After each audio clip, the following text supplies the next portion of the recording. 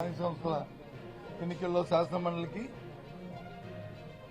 మన ఎన్నికల్లో మా జిల్లాలో ఉన్న ప్రజాప్రతినిధులు అందరూ కూడా కలిసి ఏకగ్రీవంగా నన్ను ఎన్నుకోవడం జరిగింది.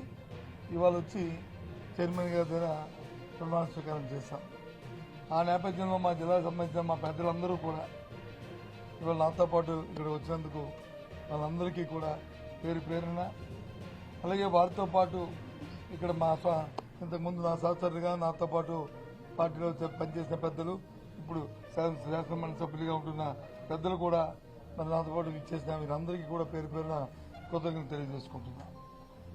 ముఖ్యంగా ఈ బాధ్యత నా మీద పెట్టిన ఇది శాసనమండలి సభ్యుడిగా ఉండాలని మరి నిర్ణయించిన పార్టీ అధ్యక్షులు జగన్మోహన్ రెడ్డి గారికి, మరి వారితో పాటు ఇక్కడున్న పెద్దలందరికీ కూడా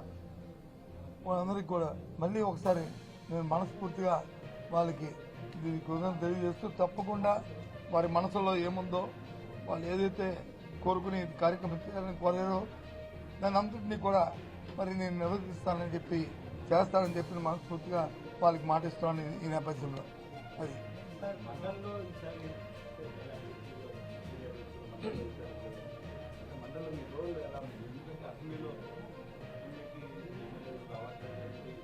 మండలిలో అసెంబ్లీకి రాలేదు, అసెంబ్లీకి వచ్చారా, మండలిలో వచ్చారా లేదా ఇది సమస్య కాదు.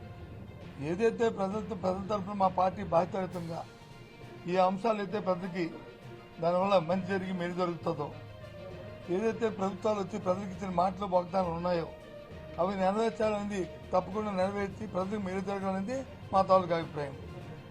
ఎవరి మీద బురద జల్లాలని, ఎవరి మీద రాయిస్తాలని అది చూసి ఆనందించాలనేది మా అభ్యంతరం కాదు.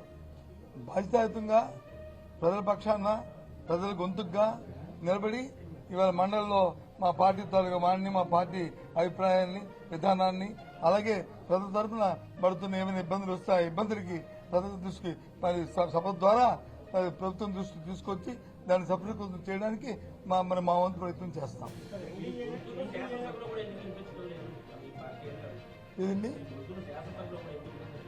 ఉంటుంది వినిపిస్తారు. ఎన్నాళ్ళైంది శాసనసభ స్టార్ట్ అయ్యి ఎన్నాళ్ళైంది? ఇంకా ఓ సభ అయింది.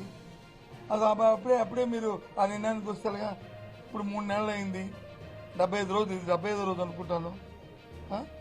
మరి ఇప్పుడు ప్రజెంట్ ప్రభుత్వం ఎన్నో వాగ్దానాలు చేసింది. ఎందుకు చేయలేదు అంటే దానికి అర్థం ఉందా? Take time, give time, you will see.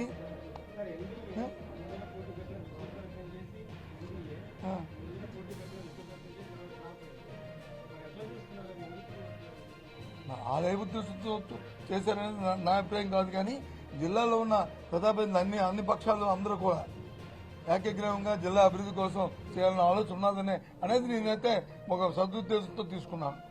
ఆ ప్రకారమే రాబోయే కాలంలో కూడా విశాఖపట్నం జిల్లా పూర్తిగా, అలాగే మా ఉత్తరాంధ్ర ప్రాంతం పూర్తిగా ఒకే మాట మీద మరి అభివృద్ధి చెందాలి, రాజకీయాలకు అతీతంగా అనేది ఈ ఎన్నిక ద్వారా నేను కోరుకుంటున్నాను.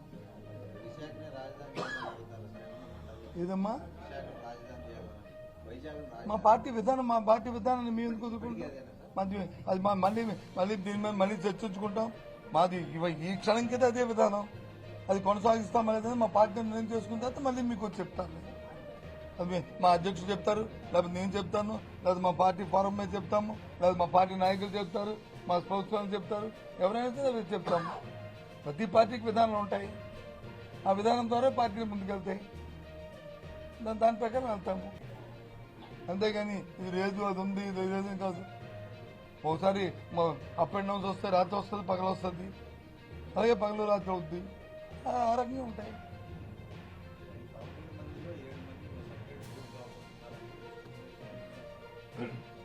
నేను దానికి జ్యోతిష్యం రాదు, నేనేమి జ్యోతిష్యం చెప్పిన వ్యక్తిని కాదు. మీ మీడియాలోకి వచ్చి నేను స్పెక్యులేషన్ చేయలేను. నేను సామాన్యుని, వాస్తవాలకు దగ్గరగా ఉన్నవాడిని. కాబట్టి వాస్తవాలు ఏమంటే మాట్లాడుకుంటాం. లేదు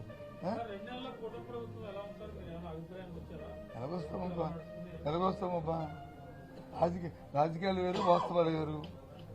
రాజకీయాల్లో మాట్లాడుకోవాలంటే ఇచ్చిన మాటను వచ్చి మన్నాడే అమలు జరపలేదని అనుకుంటాం. వాస్తవాలకు వస్తే పరిస్థితులు వచ్చి మన చక్కదిద్దుకొని చేయాలని అనుకుంటారు. అయితే మాలాంటి వాళ్ళు ఏమనుకుంటామంటే ఇది పరిస్థితిని తెలిసే కదా వాగ్దానాలు చేశారు కదా, పరిస్థితి తెలిసే కదా చేశారు కదా, చేస్తే బాగుంటుంది, ప్రజలకు మేలు దొరుకుతుందని మేము అనుకుంటాం. దానికి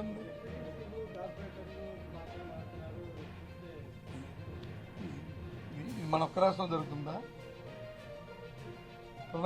భారతదేశ రాజకీయాల్లో ఎక్కడ మన ఒక్క రాష్ట్రంలో ఉంది ఇది. ఈ మారడాలు చేరడాలు ఇవన్నీ వస్తుంటాయి. కొత్త నీరు పోయి పాత నీరు వస్తుంది, పాత నీరు పోయి కొత్త నీరు వస్తుంది. మానవుడి తాలూకా విధానాలు ఉంటాయి, ఆలోచనలు ఉంటాయి, ఆశలు ఉంటాయి. ఆశలకు అనుగుణంగా ఆలోచనకు అనుగుణంగా వెళ్తుంటారు, చేస్తుంటారు. జరిగితే మన ప్రతిభ, జరగకపోతే అవతల ప్రతిభది.